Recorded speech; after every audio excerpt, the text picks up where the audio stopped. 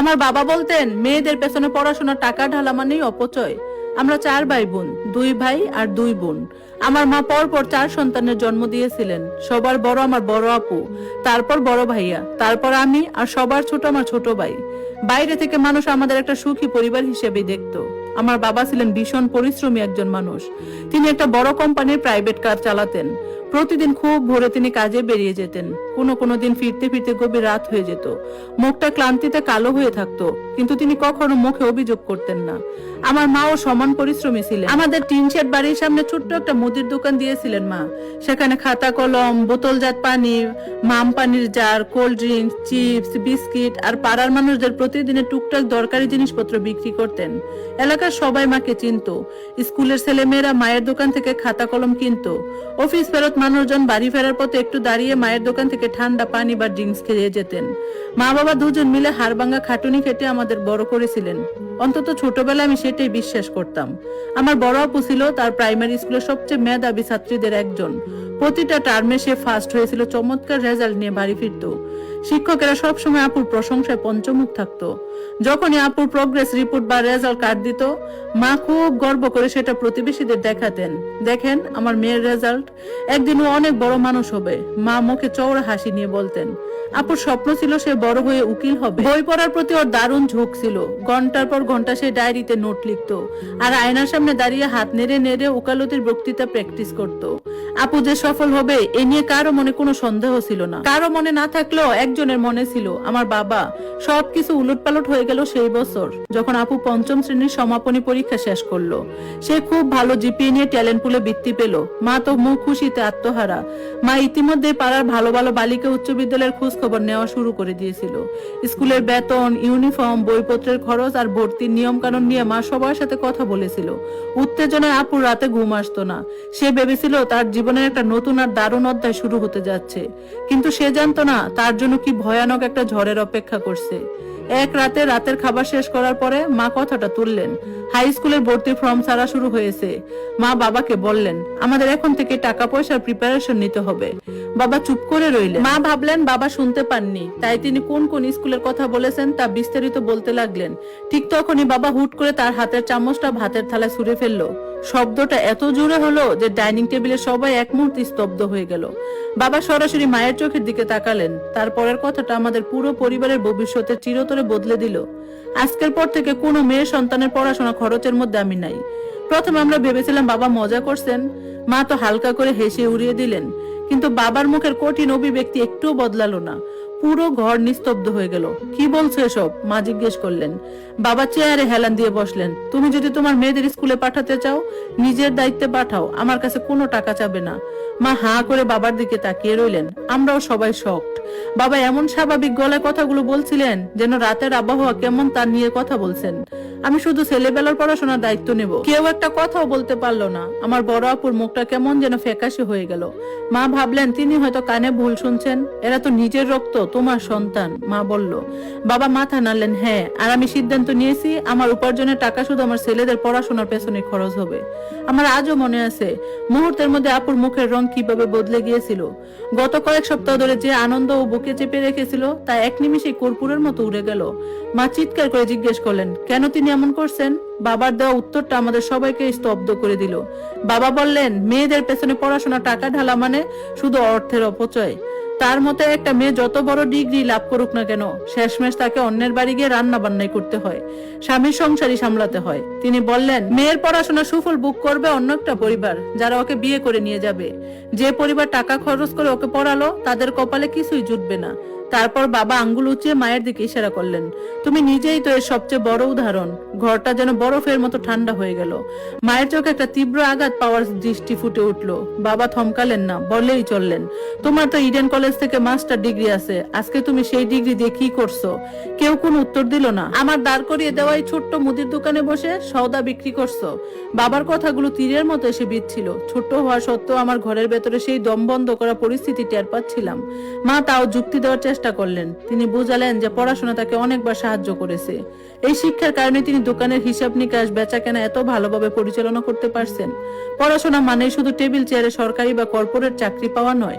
কিন্তু বাবা কোনো কথাই কানে নিলেন না। তার মন ততক্ষণে বিষিয়ে গেছে। সিদ্ধান্ত পাকা।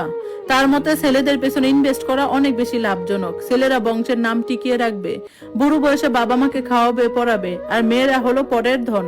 আজ না হোক কাল তারা শ্বশুর বাড়ি চলে যাবে। সেই রাতটা ছিল আমাদের শৈশবের দীর্ঘতম এবং সবচেয়ে ভয়ানক রাতগুলোর একটা। কেউ শান্তিতে এক লোকমা ভাত গিলতে পারলো না, কেউ একটা হাসির কথা বললো না। সবাই এক বুক ভারী কষ্ট আর দুশ্চিন্তা নিয়ে বিছানায় গেল। বড় আপু সারা রাত বালিশে মুখ গুজে কাঁদলো। পাশের ঘর থেকে ফুপিয়ে ফুপিয়ে কান্নার শব্দ আমি পরিষ্কার শুনতে পাচ্ছিলাম। পরের কয়েক সপ্তাহ ধরে মা বারবার বাবার মন গলানোর চেষ্টা করছিলেন, খুব শান্ত গলায় বুঝিয়েছিলেন, নানা তথ্য আর যুক্তি দিয়ে কথা বলেছিলেন, আমাদের সমাজের সফল নারীদের উদাহরণ দিয়েছিলেন, যাদের নিয়ে বাবা নিজে গর্ববোধ করেন। কিন্তু কোনো কিছুতেই কাজ হলো না। মা যত বোঝানোর চেষ্টা করতেন, বাবা তত বেশি জেদি আর একগুঁয়ে হয়ে উঠতেন। অবশেষে একদিন বাবা তার শেষ রায় শুনিয়ে দিল, যদি ওই মেয়ে দুটোকে হাই স্কুলে পাঠাতে চাও তবে নিজে কামাই করে পড়াও, আমার কান্নাকাটি শুনলে 1 টাকাও দেব না। মা জিজ্ঞেস করলেন তিনি সত্যি এই অন্যায়টা করবেন কিনা। বাবা সরাসরি হ্যাঁ বলে দিলেন। সেদিনই আমার মা এমন একটা সিদ্ধান্ত নিয়েছিলেন যা তার 2 মেয়ের ভবিষ্যৎ নির্ধারণ করে দিয়েছিল। এমন একটা সিদ্ধান্ত যা তাকে এমন এক বিশাল বোঝা একাকী বইতে বাধ্য করেছিল, যার জন্য তিনি কখনোই প্রস্তুত ছিলেন না। একটা সিদ্ধান্ত যা একজন মা হিসেবে তার শক্তি, তার ধৈর্য এবং তার ভেতরের অদম্য জেদকে চরম পরীক্ষায় ফেলে দিয়েছিল। আজ পেছনে ফিরে তাকালে আমি এখনো অবাক হয়ে ভাবি, আমার মা সেদিন অতটুকু সাহস কোথায় পেয়েছিল। কারণ এরপর যা ঘটেছিল তা আমাদের পরিবারের সবকিছু উলটপালট করে দিয়েছিল। আর সেখান থেকে শুরু হয়েছিল একটা দীর্ঘস্থায়ী যুদ্ধ। একদিকে একজন মায়ের নিজের মেয়েদের মানুষ করার অদম্য ইচ্ছা, অন্যদিকে একজন বাবার আদিম বিশ্বাস যে মেয়েদের পেছনে পড়াশোনা টাকা ঢালা মানেই অপচয়। বাবা যখন পরিষ্কার জানিয়ে দিলেন যে মেয়েদের পড়াশোনার পেছনে তিনি একটা ফুটা পয়সাও খরচ করবেন না, তখন থেকে আমাদের বাড়িটার আগের মতো রইল না। আমার বড় আপু মাত্রই 5ম শ্রেণীর সমাপনী পরীক্ষা শেষ করেছে। ওর সহকারীরা যখন হাই স্কুলে ভর্তি হওয়ার জন্য নতুন বই খাতার স্কুল ড্রেস কেনার ব্যস্ত, তখন আপু ঘরে বসে রইল। প্রতিদিন সকালেও জানালার গ্রিল ধরে তাকিয়ে থাকতো আর দেখতো কিভাবে নীল সাদা ইউনিফর্ম পরা ছেলেমেয়েরা আমাদের বাড়ির সামনে রাস্তা দিয়ে স্কুলে যায়। তাদের মধ্যে অনেকেই ছিল আপুর ক্লাসের বান্ধবী। কেউ কেউ মাঝে মধ্যে দাঁড়িয়ে জিজ্ঞেস করতো, কিরে আপু তুই স্কুলে যাচ্ছিস না কেন, ভর্তি হস নাই? আপু জোর করে মুখে একটা হাসি টেনে বলতো, হ্যাঁ রে আমি কয়েকদিন পর যাব। কিন্তু ওরা চলে যাওয়ার মাত্রই আপুর মুখে সেই মেকি হাসিটা মিলিয়ে যেত। আমি তখন বেশ ছোট, কিন্তু আমি স্পষ্ট বুঝতে পারতাম আপু ভেতরে ভেতরে কতটা ভেঙে পড়েছে। ওই স্কুল ভালোবাসতো, ও পড়াশোনা ভালোবাসতো, ওর চোখে ছিল বড় বড় স্বপ্ন। অথচ সেই স্বপ্নগুলো হঠাৎ করে ওর থেকে মাইলের পর মাইল দূরে সরে গেল। মাও ব্যাপারটা খেয়াল করছিলেন। প্রতিদিন তিনি দেখতেন তার বড় মেয়ে দিন দিন কেমন যেন চুপচাপ হয়ে যাচ্ছে। যে হাসি খুশি মেয়েটা একসময় উকিল হওয়ার গল্প করতে করতে মুখ ব্যথা করে ফেলতো, সে এখন সারাদিন দুটো কথাও বলে না। এক সন্ধ্যায় দোকানের চাপ বন্ধ করার পর মা এসে আপুর পাশে বসলেন।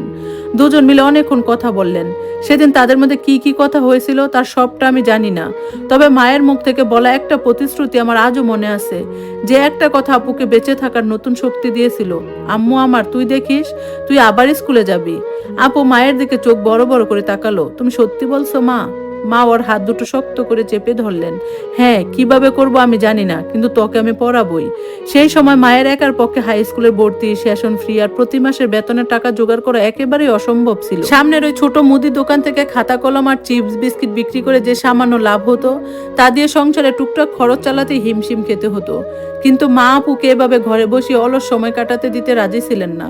কয়েক সপ্তাহ ধরে চিন্তা করার পর মা একটা সিদ্ধান্ত নিলেন। তিনি আপুকে আমাদের এলাকার একটা যুব উন্নয়ন ও মহিলা প্রশিক্ষণ কেন্দ্রে ভর্তি করিয়ে দিলেন, যেখানে কেক, পেস্ট্রি আর বিভিন্ন রকমের কনফেকশনারি আইটেম তৈরি শেখানো হতো।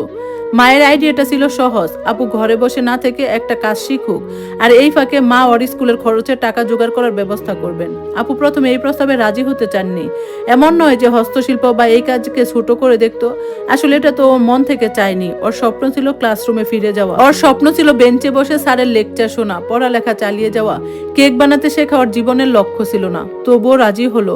আর রাজি হওয়ার একমাত্র কারণ ছিল মায়ের দেওয়া সেই কথাটি, তুই খুব তাড়াতাড়ি স্কুলে ফিরে যাবি। এই একটা বাক্যই ছিল আপুর টিকে থাকার একমাত্র আশা। যখন ওই ট্রেনিং সেন্টারে ভর্তি ফ্রি দেওয়ার সময় এলো, মা শেষবারের মতো বাবার কাছে একটু সাহায্যের জন্য এগিয়ে গেলেন। মা ভেবেছিলেন হাই স্কুলের খরচ না দিলেও বাবা হয়তো এই কাজে ট্রেনিং এর জন্য সামান্য কিছু টাকা দিলেও দিতে পারে।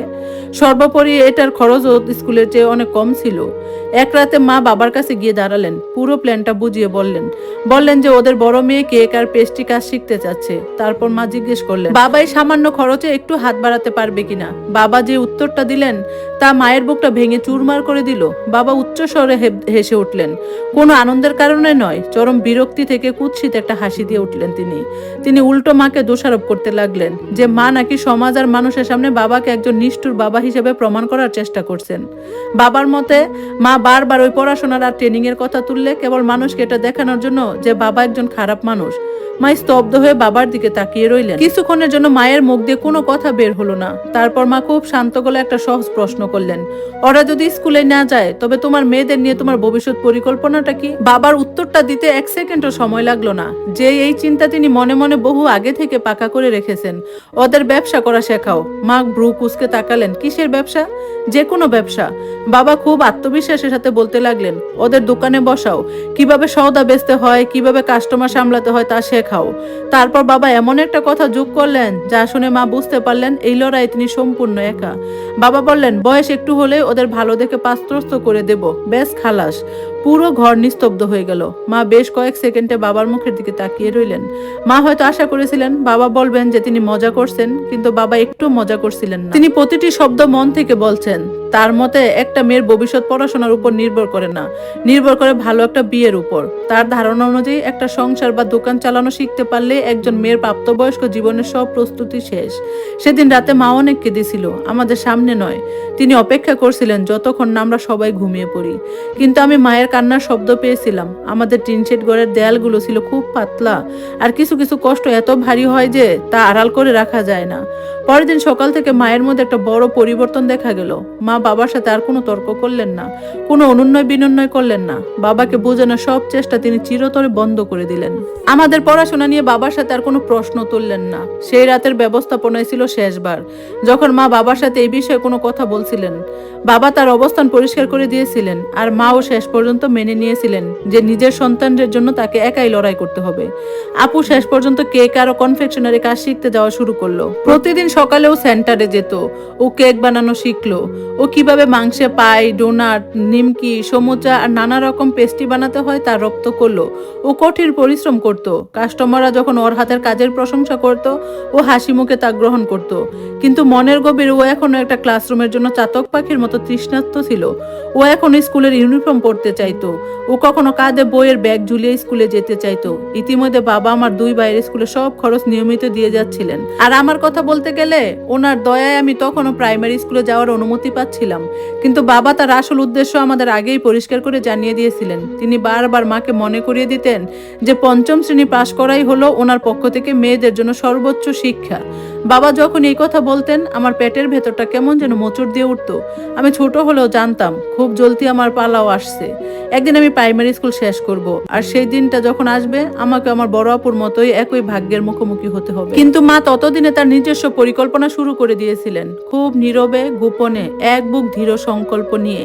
মা পাড়ার একটা দৈনিক ক্ষুদ্র সঞ্চয় সমিতিতে নিজের নাম লেখালেন। প্রতিদিন দোকান থেকে যে সামান্য লাভ হতো সেখান থেকে তিনি একটা নির্দিষ্ট পরিমাণ টাকা সরিয়ে রাখতেন। কোনো দিন টাকার পরিমাণ খুব কম হতো, কোনো দিন হয়তো কিস্তির টাকা দেওয়াই কঠিন হয়ে পড়তো। কিন্তু মা একটা দিনও কিস্তি মিস করতেন না। চারপাশের মানুষ মাকে দেখে হাসাহাসি করত। কেউ বলতো এই সামান্য কয়টা টাকা জমিয়ে কি হবে, হাতির খোরাক জোগানো যাবে। আবার কেউ বলতো বাস্তবতাকে মেনে নাও ভাবি, আকাশ কুসুম স্বপ্ন দেখা বন্ধ করো। মা কারো কথায় কান দিলেন না, কারণ এই জমানো প্রতিটা টাকা মায়ের কাছে ছিল কেবল কাগজের টুকরো নয়, তার চেয়ে অনেক বড় কিছু। এটা ছিল আশা, মেয়েদের একটা সুন্দর ভবিষ্যৎ, আবারও ঘুরে দাঁড়ানোর একটা দ্বিতীয় সুযোগ। আর যদিও আমাদের মধ্যে কেউ তখন জানতো না মায়ের এই প্রতিদিনের ছোট্ট ছোট্ট সঞ্চয় আমাদের জীবনে সবকিছু খুব দ্রুত বদলে দিতে যাচ্ছে। আপু কেক আর পেস্ট্রির কাজ শিখতে যাওয়ার ঠিক 3 মাস পরে একটা দারুণ ব্যাপার ঘটলো। ট্রেনিং শেষ হওয়া পর্যন্ত হাত গুটিয়ে বসে না থেকে ও যা শিখছিল তাই বাস্তবে কাজে লাগাতে শুরু করলো। ও বাড়িতে ছোট ছোট কেক বানিয়ে বিক্রির চেষ্টা করতে লাগলো।